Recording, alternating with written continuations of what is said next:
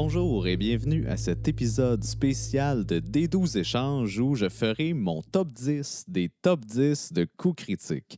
Et pour ce faire, j'ai avec moi cette semaine nul autre que Charles Elliott. Salut Charles, comment ça va? Salut mon beau Phil, ça va super bien. Je suis excité de faire le top 10 des top 10 avec toi puis de sauver du temps à ceux qui n'en ont pas. Oui, parce que effectivement, des top 10 de coups critiques, il y en a un puis un autre, et c'est important d'avoir un agrégateur d'agrégats pour ainsi montrer aux gens, en fait, où se diriger rapidement. Mais tout d'abord, Charles, j'aimerais te souhaiter bonne année. Ah, Phil, j'adore me faire souhaiter la bonne année. Je te renvoie l'appareil. Qu'est-ce que je peux te souhaiter en 2024?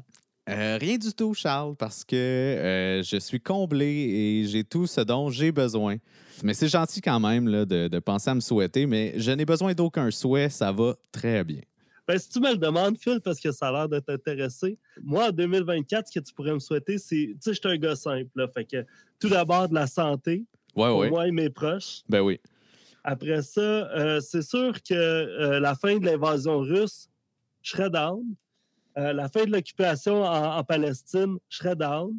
Un gouvernement qui écoute ses employés et sa fonction publique, je serais down.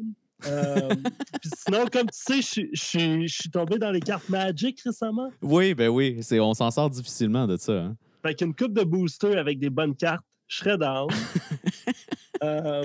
C'est pas mal ça. C'est un gars simple, c'est des petites affaires. Des petites affaires, mais qui impliquent énormément de gens. Ah, regarde, l'accès à l'eau potable dans le nord du Québec, je serais down. Wow, OK. J'adore. 2004, c'est ton année engagée? Ouais, attends de voir 2024. 2004, c'est quelque chose, mais 2024, ça va être quelque chose. J'en doute pas. Alors, propulsons-nous dans le top 10 des top 10 des coups critiques en commençant par les généralités. Comme tu le sais probablement, Charles, Pépé est amateur de deux affaires spécifiquement, soit... Les dungeon crawl. Ben oui, les systèmes de jeux alternatifs, mais je te dirais spécifiquement les jeux d'horreur. Oui. Et aussi les monstres. Oui. C'est pas mal des affaires qui l'habitent beaucoup, puis on le sent au travers de ces top 10. Moi, le top 10 de ces top 10, je l'ai fait au travers de mon field qui est complètement différent. Moi, j'aime mieux D&D, premièrement. Ouais. J'aime mieux des trucs inspirants pour pouvoir builder ma game. T'sais. Ah, tu vois, c'est quelque chose que j'avais noté. J'ai hâte qu'on y revienne. Ah, moi, je vais y revenir souvent parce que c'est un de mes critères, en fait, pour établir le top 10 des top 10. Est-ce que ça me donne du jus pour me propulser dans une game que j'aime? Ou des outils pour pouvoir naviguer puis créer un monde meilleur. Oui, exactement, exactement. Donc, commençons tout de suite avec... j'ai pas fini ces généralités, finalement. Backtrack, je reviens. Il y a une affaire, moi, je trouve, qui me dérange beaucoup dans les top 10, c'est qu'il n'y a pas genre numéro 10. Ouais, toi, t'es un fan de montage, hein? Mais il manque un peu cette... Tu sais, si tu fais un top 10, il faut que tu ailles comme l'habiller un peu, là. Ben, écoute, on est la génération qui avons vécu avec Sport 30 le matin, puis je suis d'accord avec toi, c'est nécessaire d'avoir... ben, pas nécessaire, là, tu sais, je veux dire, c'est du beau boulot pareil, mais c'est vrai qu'il y a des explosions puis une grosse voix, ça le fait. Donc, commençons notre top 10 avec le numéro 10.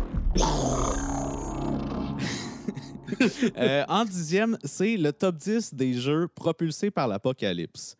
C'est un top 10 qui date de août 2022. Et Charles, tu te demandes sûrement c'est quoi les jeux propulsés par l'Apocalypse?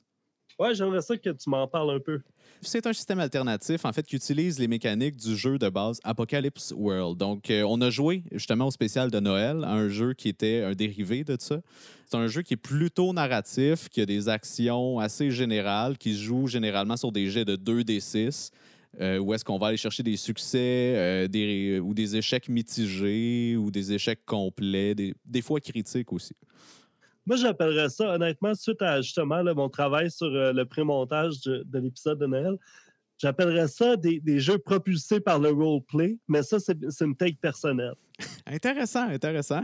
C'est vrai qu'en dehors du roleplay, si tout le monde fait juste jouer les jets de dés, je pense que ce ne sera pas la soirée la plus enlevante.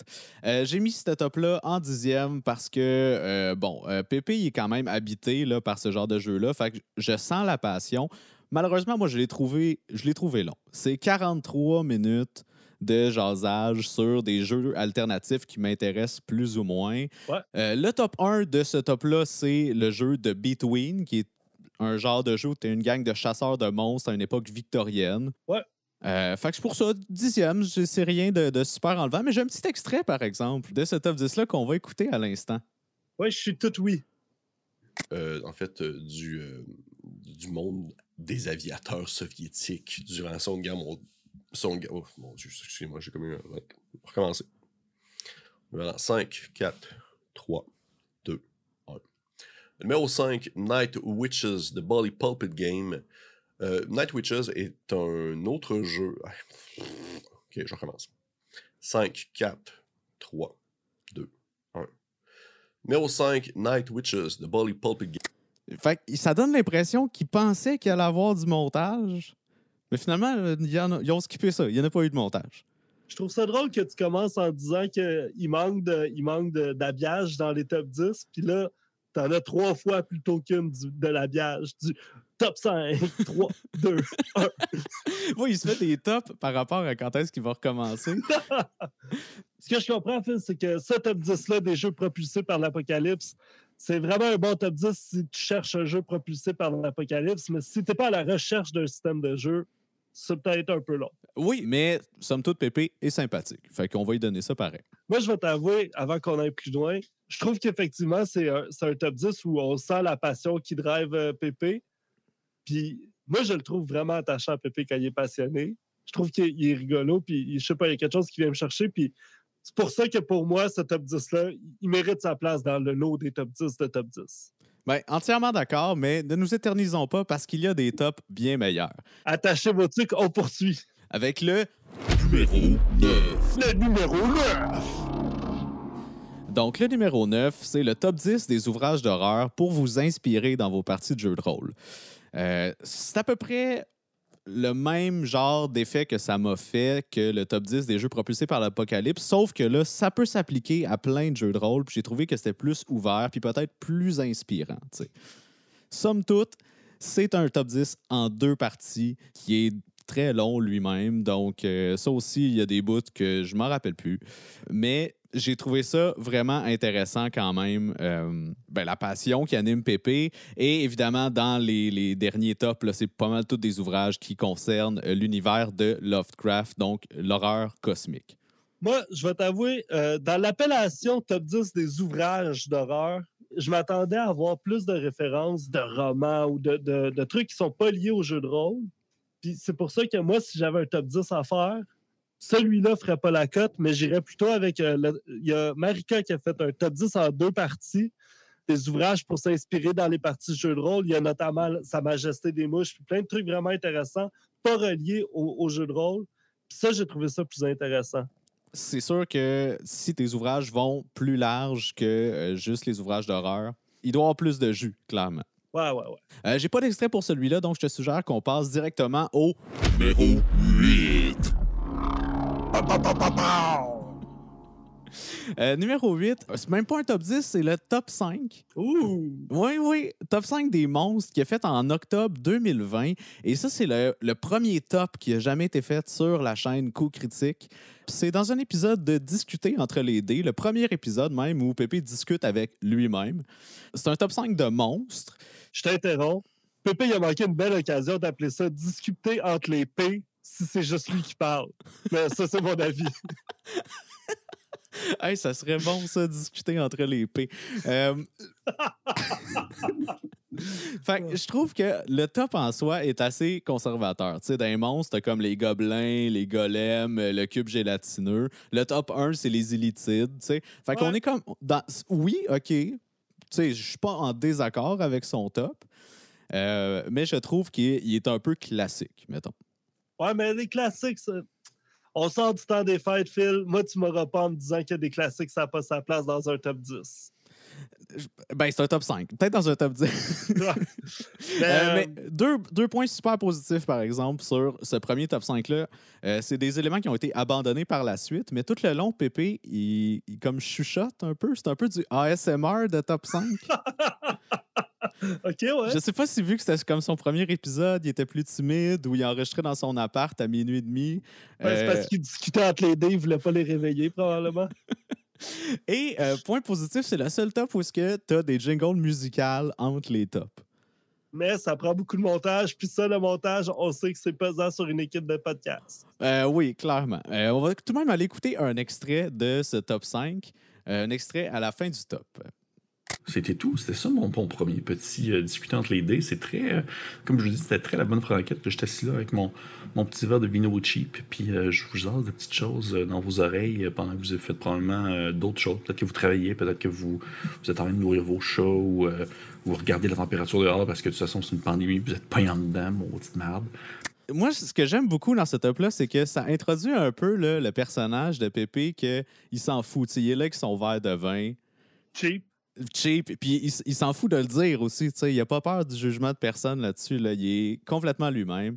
Et c'est quelque chose qui revient au travers là, des tops. On va le voir plus loin. T'sais. Et c'est la valeur historique de cette vidéo-là qui l'amène dans notre top 10. Oui, certainement. C'est ça qui lui donne une valeur emblématique.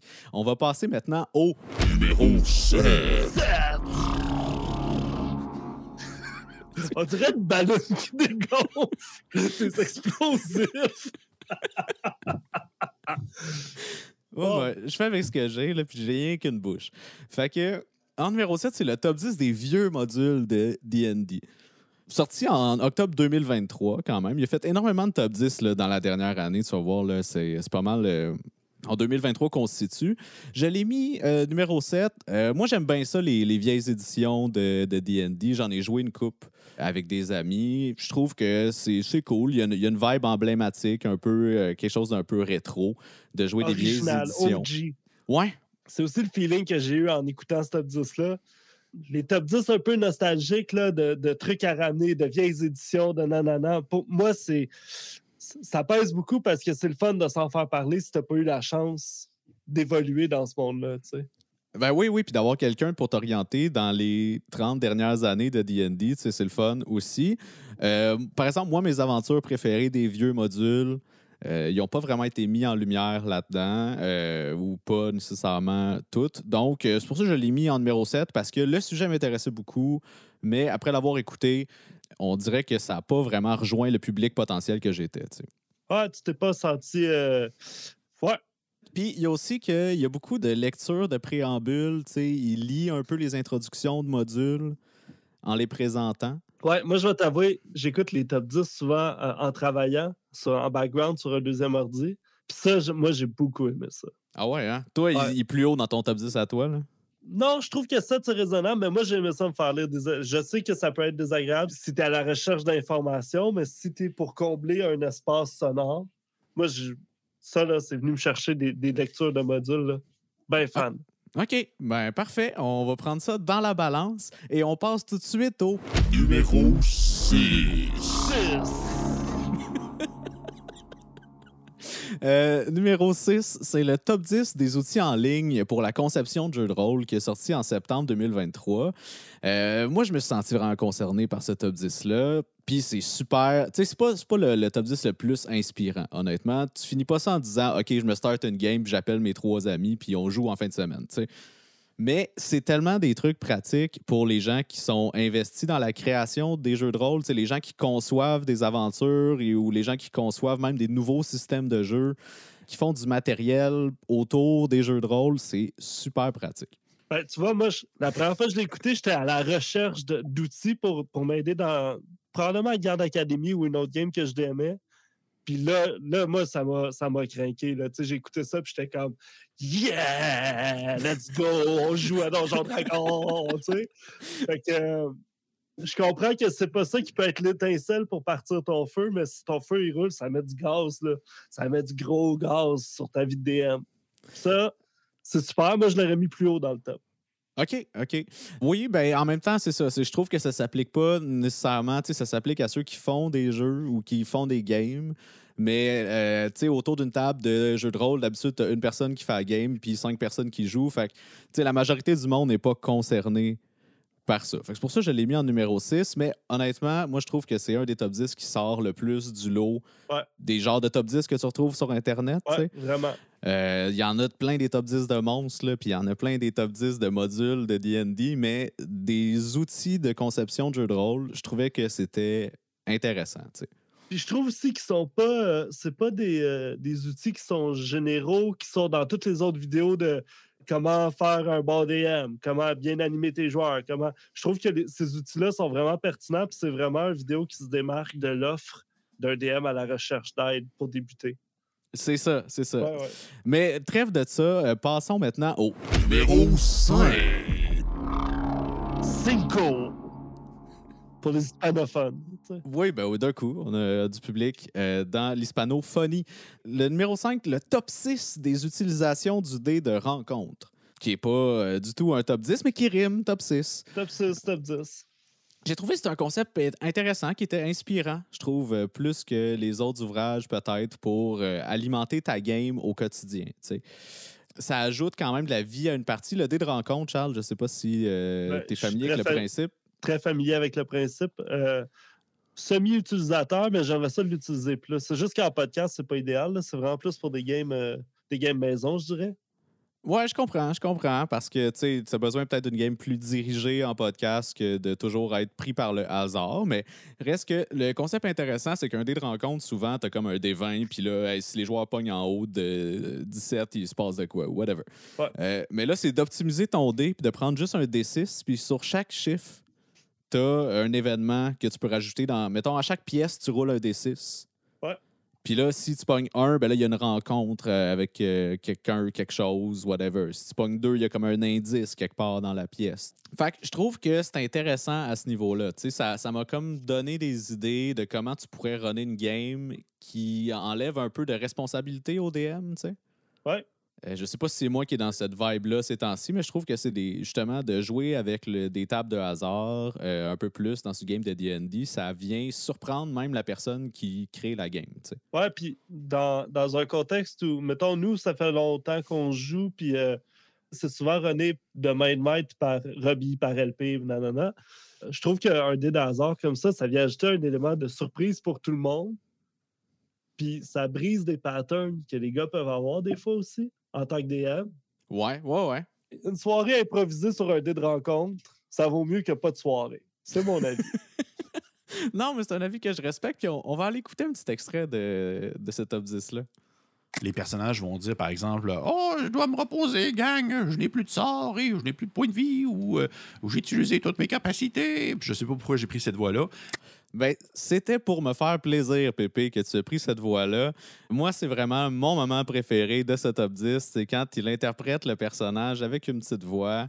C'est tout ce que j'avais besoin pour me relancer là, dans mon intérêt. Là, on ne le verra pas à l'audio, mais l'extrait que tu as présenté, il y en a du montage. Là. On a 1, 2, 3, 4, 6 d'affichés sur l'écran. On a du flash de couleur en noir et blanc. Check comment c'est malade. Oui, hey, c'est super flashy. C'est vrai que c'est très, très, très dynamique. Là. Ça c'est excellent. Tu veux-tu refaire jouer l'extrait? Il y a quelque chose qui m'a allumé une cloche. OK, on repart avec l'extrait. Là, « Oh, je dois me reposer, gang, je n'ai plus de sort et je n'ai plus de points de vie ou j'ai utilisé toutes mes capacités. » Puis je sais pas pourquoi j'ai pris cette voie-là. On devrait faire un top 10 des pires façons de méta-baconner dans une game. Ça, c'est du mauvais méta-bacon. Oui, OK, je comprends. De prendre la voix de son personnage pour jaser des stats. Pour méta-baconner, voyons donc. Tu le fais ou tu le fais pas, là, tu sais. Oui. Le faire en personnage, c'est vrai que c'est pas une façon gracieuse de faire du méta-bacon. C'est ce qui nous amène au point suivant de notre top 10, c'est-à-dire le Numéro 4. Pour les anglophones. Oui, on salue tout le monde de l'anglophonie.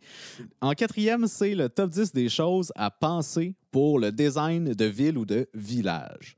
T'as-tu écouté ça là, Charles? Ouais, je l'ai écouté, mais regarde, on va être honnête, là. 2024, c'est l'année de l'honnêteté. Moi, le design de ville puis de village, ça me tape un peu sa caboche.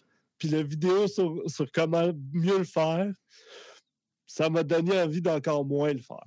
Mais c'est très personnel. Ben, c'est quoi que t'aimes pas dans designer des villes puis des villages? Tout le temps passé à ce que les joueurs vont éviter puis vont aller faire complètement autre chose, ça m'horripile. Ouais, OK. Genre de micro-designer ta ville à un point extrême, puis les joueurs sont comme, on va aller tousser ici, puis on s'en va, tu sais. Ouais, exact. OK, oui, je comprends. Mais comme je l'ai dit, c'est très personnel par rapport à ce que moi j'aime puis j'aime pas. Puis c'est pour ça que ce top 10-là m'a pas allumé, mais j'ai envie d'entendre ce que tu as à dire dessus. Ben moi, je te relancerais parce que dans son top 10, il y a un point exactement pour les gens comme toi qui est de générer les villes aléatoirement quand le monde arrive. T'sais, fait que ça t'évite d'avoir à faire de la préparation. Tu fais juste rouler sur une table quand le monde il débarque dans la ville. Tu roules une bunch de dés, puis là, t'es comme, ah ouais, OK, cette ville-là est comme ça, il y a tel genre de monde dedans, puis elle est grosse de même, puis etc. Puis après, c'est géré. Ça peut t'enlever un point de responsabilité, mais moi, le point qui m'a vraiment parlé, c'est quand tu arrives dans une ville, chaque joueur peut mettre de l'avant une rumeur qu'il aurait entendue par rapport à la ville, qui n'est pas nécessairement une rumeur fondée, c'est juste que tout le monde invente une rumeur. Ah, nice! Puis je trouve que ça stimule l'intérêt des joueurs à pas juste aller dans la ville, tuer le premier marchand puis sacrer son camp. Ils sont comme, hey, ouais, il se passe ça dans la ville parce que moi, j'ai entendu dire que toutes les vieilles personnes, c'est des loups-garous. Genre.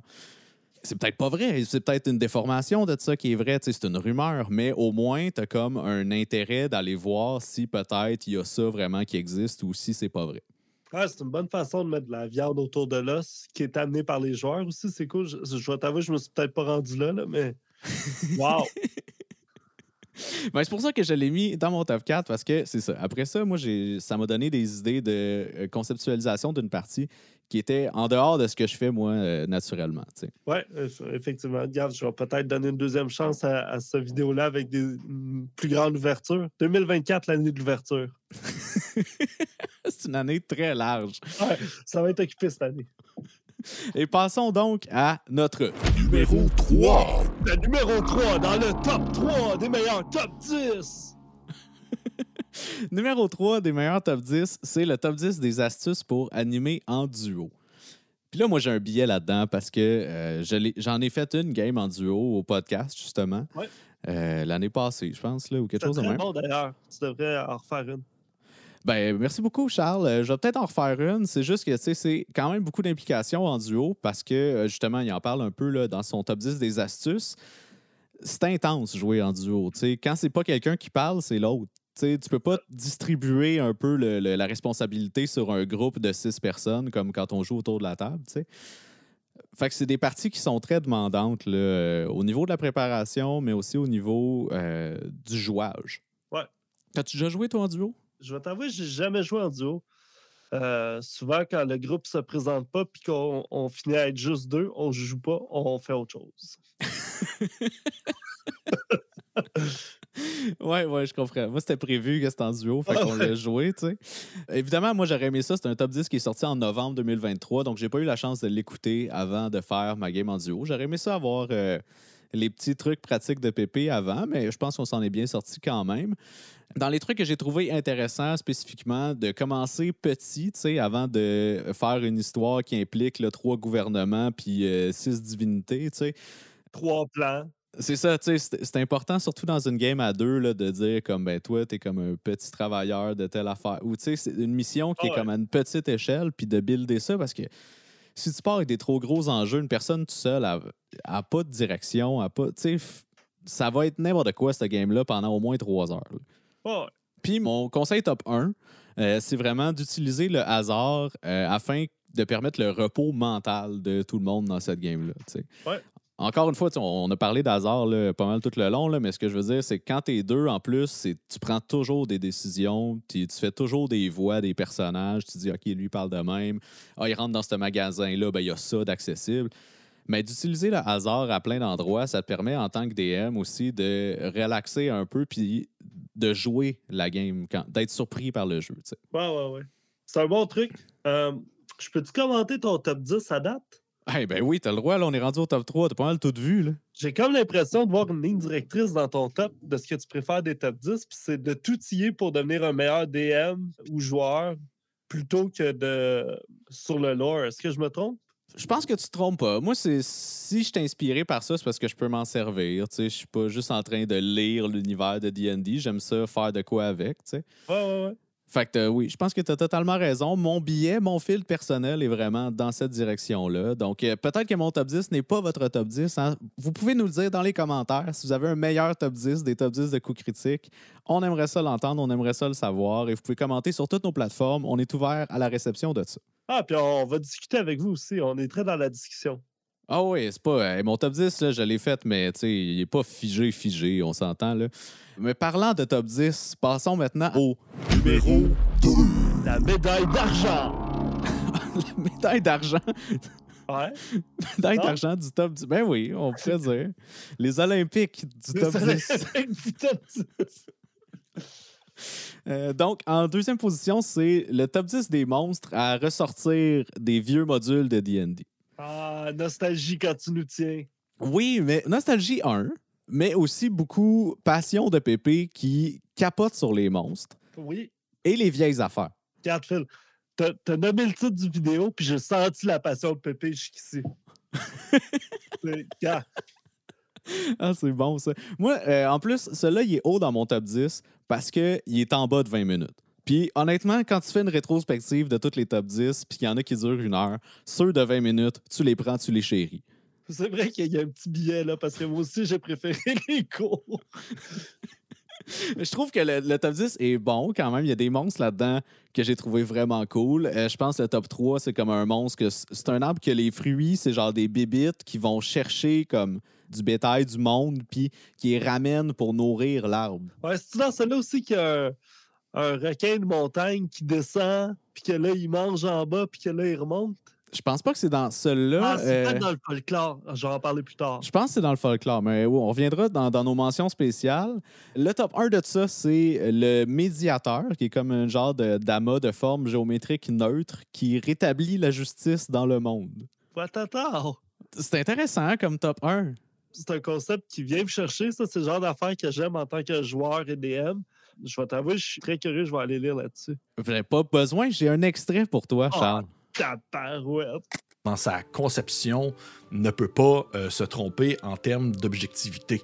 Et là, tout le monde va faire « Mais l'objectivité, ça n'existe pas vraiment. Oui, mais tu sais, il est tatati pis tatata. » Mais c'est pas... je m'en fous. Tout simplement, moi, je trouve ça cool. Hey, 2 affaires que j'aime, il s'en fout, puis il fait des voix.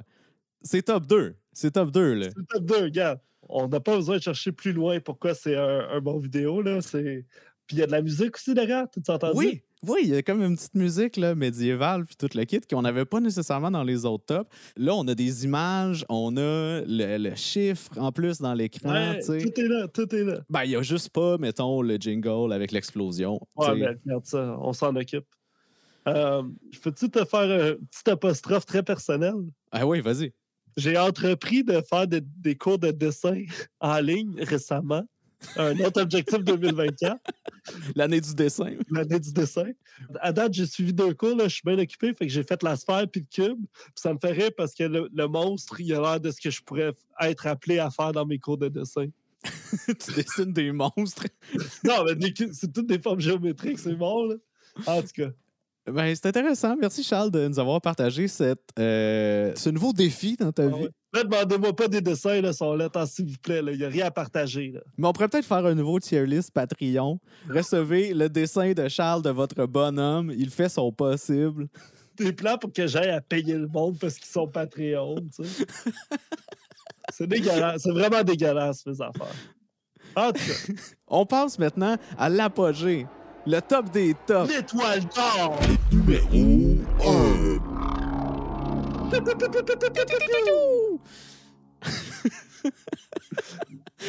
Numéro 1, j'ai mis le top 10 des ouvrages de D&D non officiels. Ouais. Sorti en juillet 2022. Pourquoi j'ai mis ça là? Ben, premièrement, ça parle de D&D. Hein? Fait que déjà, c'est un système de jeu qui m'intéresse. Je pense que depuis le début, on est pas mal là-dedans. Je trouve que c'est des ouvrages de référence, surtout, là, c'est ouvrages D&D non officiels, c'est très peu des aventures que Pépé met de l'avant là-dedans, t'sais. C'est beaucoup du contenu additionnel. J'ai trouvé ça inspirant, mais je pense que, personnellement, je pense pas que je vais utiliser ça. Je joue trop en surface, puis pas assez en détail pour me plonger comme dans les loots spéciales de monstres. Qu'est-ce que tu peux faire avec une peau de loup ou genre... customiser les armes ou rajouter des faiblesses aux monstres. Ou, c'est comme tout un peu ce genre d'outils-là. Ouais. Les outils en soi sont écœurants. Là. Pour n'importe qui veut aller un peu plus loin dans un côté ou d'un autre de sa game, c'est super. Puis évidemment, ça finit avec le top 1 que c'est des monstres qu'ils n'ont pas dans les modules de D&D. Fait que là, Pépé, il est comme « Ah, c'est des nouveaux monstres! » Puis il capote, là, tu sais. Ce que je comprends, puis je suis d'accord avec toi, c'est que c'est effectivement pas des outils que toi puis moi, on utiliserait, mais on serait donc bien content que Robbie ou LP les utilisent. Oui, c'est vraiment plus de ce côté-là. Je trouve que c'est des ajouts. Tu vas dans des détails ou des surprises pour les joueurs que t'es comme, ben non, lui, c'est pas une goule ordinaire, c'est une goule plus. J'ai trouvé ça d'un livre vraiment weird, puis ça va être super le fun parce que personne sait c'est quoi, tu sais. Comme quand tu joues au hockey, puis il y a personne qui veut s'occuper des chandails, mais il y a un moment donné, il y a quelqu'un qui le fait, puis là, tout le monde est full content. C'est un peu la même situation. On va aller écouter vraiment un dernier extrait là, du top 10 qui, selon moi, scelle un peu ce vidéo-là là, en première position. Eh bien, Tome of Beasts, Creature Collect, c'est que des monstres différents. C'est que des nouvelles bestioles. Moi, chaque de même. C'est que des nouveaux monstres, que des nouvelles... Encore une fois, il s'en fout, tu sais. Il est là, ben oui, j'ai sacré de même. C'est la passion. Quand t'es mené par la passion, Phil. Mais c'est ça que j'aime de Pépé. En gros, moi, mon top 1, c'est la passion de Pépé. Oui, c'est vrai. Il y a une passion très contagieuse puis qui mérite qu'on la nomme et qu'on la salue et qu'on l'applaudisse. Je trouve ça intéressant aussi que ce soit des ouvrages non officiels de Donjons Dragons parce que je veux pas faire de politique, là, c'est pas bien mon genre, tu sais. Mais avec les layoffs qu'il y a eu du côté de Hasbro puis de Wizard of the Coast récemment, regarde ce que j'en fais du corporate greed. Ça donne moins le goût là, d'adhérer aux ouvrages officiels. Puis en même temps, il y a des créateurs exceptionnels aussi du côté non officiel, des gens qui sont peut-être même plus passionnés là, que les gens assis au bureau de Hasbro et qui ont envie de créer pour le mieux puis pour la communauté. T'sais. Yes, sir. Puis ça, c'est nice. Oui, c'est tellement nice que c'est top 1. What t'attends? Des mentions spéciales pour closer la patente? OK, mais ça va aller vite, Chemin. De toute façon, j'en ai parlé de un déjà. Le top 10 des ouvrages pour s'inspirer dans le jeu de rôle que Marika fait en 2 parties. Moi, il serait dans mon top 3, 4 des top 10. Ah ouais, hein? Okay. C'est vraiment, vraiment bon. C'est vraiment, vraiment de l'inspiration autre que dans l'univers du jeu de rôle.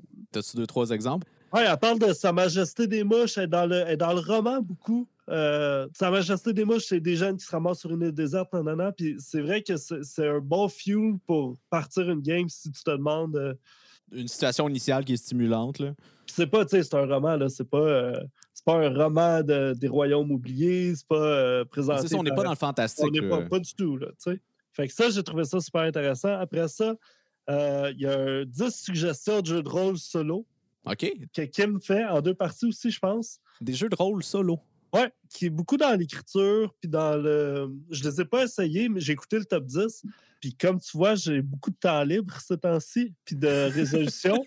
Fait que, qui sait, 2024 sera peut-être l'année de l'aventure solo.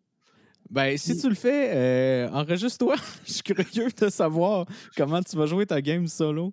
Ça va aller avec mes dessins dans ma petite boîte personnelle, ça, je pense. OK. Ma dernière mention spéciale, c'est le top 5 des créatures pour inspirer vos parties du folklore nord. Puis je t'ai envoyé un petit extrait. Là, l'extrait, il n'y a pas rapport avec pourquoi c'est une mention spéciale. Ma mention spéciale, c'est parce que c'est cool d'utiliser du folklore à nous dans le jeu de rôle, parce qu'il y en a du bon qui est peut-être un peu oublié. Puis ça, j'ai trouvé ça vraiment cool que Pépé il mette ça de l'avant. Puis le petit extrait, on va peut-être écouter ça, Phil, si tu permets. Ben, certain, je pars la machine. La deuxième créature dont je vais vous parler aujourd'hui est le Qalupiluit, ou, je suis vraiment désolé si je le prononce mal encore, le Qualupalik. C'est le croque-mitaine du folklore inuit. C'est une créature bien mythique, bien connue chez les Inuits, qui habiterait dans... OK, tu peux m'arrêter ça, là. Fait que comme tu sais, Phil, moi, le nord du Québec, c'est là où je travaille depuis quelques années. Oui. Puis les Inuits, c'est des gens que je côtoie régulièrement. Puis il y a une petite erreur qui est souvent faite quand j'en parle avec mes amis puis quand j'en parle avec le monde parce que c'est pas tellement connu. Mais on va démystifier ça tout de suite. Puis j'en veux pas à Pépé, c'est vraiment fréquent. Allons-y. Les Inuits, c'est un peuple à part entière, c'est à Côte-Nord, entre autres. Les Inuits sont au nord du Québec. Inuit, c'est toujours au pluriel. Puis un Inuit, ce serait un Inuk. Fait qu'un Inuk, des Inuits, Puis les Inuits, c'est autre chose complètement. Pas le même lieu géographique. Non, Il n'y a pas d'interaction entre les deux. Non, c'est ça. Mais ça se ressemble, là. Je comprends que c'est deux mots qui se ressemblent un peu, mais c'est ça. Puis dans ce qui nous concerne ici, on parle de On folklore parle de inuit. folklore Inuit. OK, parfait. Ben, merci. Les pendules sont maintenant à l'heure. Puis pour mettre ça au clair, un Inuk pourrait raconter à son enfant Inuk ce monstre-là du folklore Inuit. OK. Merci pour la syntaxe. J'apprécie, Charles. Tes mentions spéciales, est-ce que ça fait le tour de tes mentions spéciales? Ça fait le tour de mes mentions spéciales, Phil. Ben, merci beaucoup pour ces ajouts qui sont fort pertinents. Je crois que c'est là-dessus qu'on va closer notre top 10 des top 10 qui commence à s'étirer là, presque autant qu'un top 10 sur les romans d'horreur. Alors, c'est tout pour nous, Charles. Merci d'avoir été là avec moi pour bouncer sur le top 10 des top 10 de Coups Critiques. J'adore discuter avec toi, Phil. Merci pour l'invitation. Et peut-être qu'on se retrouvera dans un autre épisode spécial de Des 12 échanges. À la prochaine, tout le monde!